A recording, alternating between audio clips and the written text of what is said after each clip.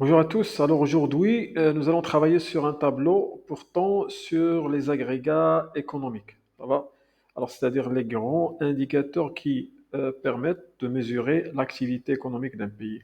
Alors, regardez ensemble les données de l'année 2016. Ça va? L'année 2016, exprimées en milliards de dirhams. Alors, première étape, on va lire les éléments principaux. Alors, on a le PIB, donc PIB produit intérieur brut. La valeur, c'est 1016 milliards de dirhams.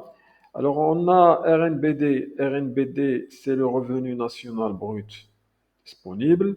On a aussi le revenu de la propriété nette en provenance de l'extérieur, RNPNE.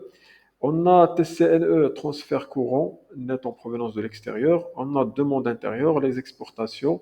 Et on a le taux d'épargne. La deuxième étape, on vous demande de compléter la case manquante, le RNBD. Ça va, on va calculer RNBD d'après les formules qu'on a déjà fait le cours. Mais alors, comment calcule-t-on le RNBD? Ça va? Alors, le revenu net brut disponible est donné par la formule suivante.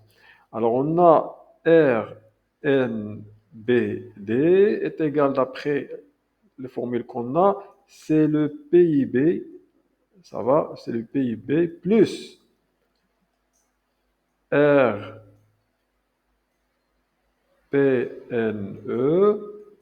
ça va, plus TCNE, ça va. Donc, le revenu national brut disponible est égal au PIB plus le revenu de la propriété nette en provenance de l'extérieur, ça va, plus TCNE, ça va, plus bien sûr le PIB. Alors, d'après cette formule, on applique les chiffres. Alors, RNBD est égal à combien de PIB? La valeur, c'est 1016. 1016. Alors, plus ou moins, on a RPNE, c'est 1000, c'est moins 18,5, plus, c'est de Spain, ça va. Donc, on a un able moins, c'est un moins, ça va. Alors, le résultat, il y a تقريبا 1076,5. Ça va, 5. Alors maintenant, la troisième étape, c'est de comprendre l'évolution, c'est-à-dire la variation.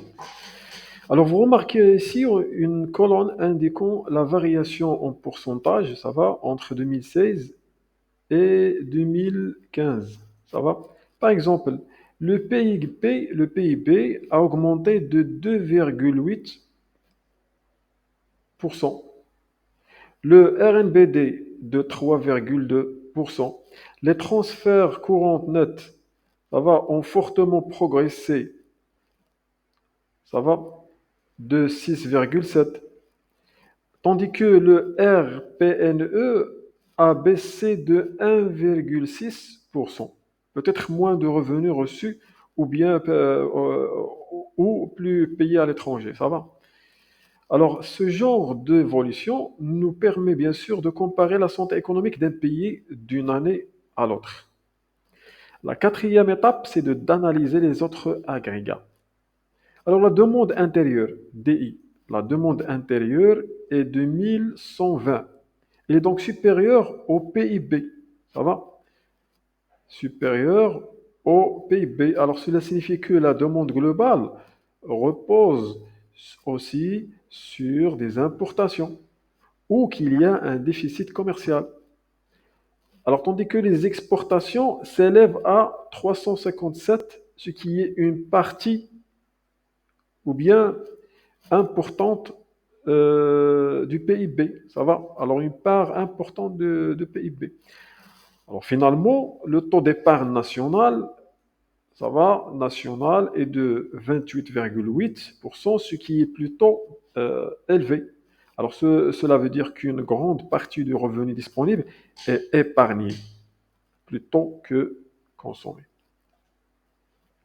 Alors, conclusion, à travers cet exercice, Vous venez d'appliquer une formule économique importante pour compléter un agrégat important lié au revenu national brut.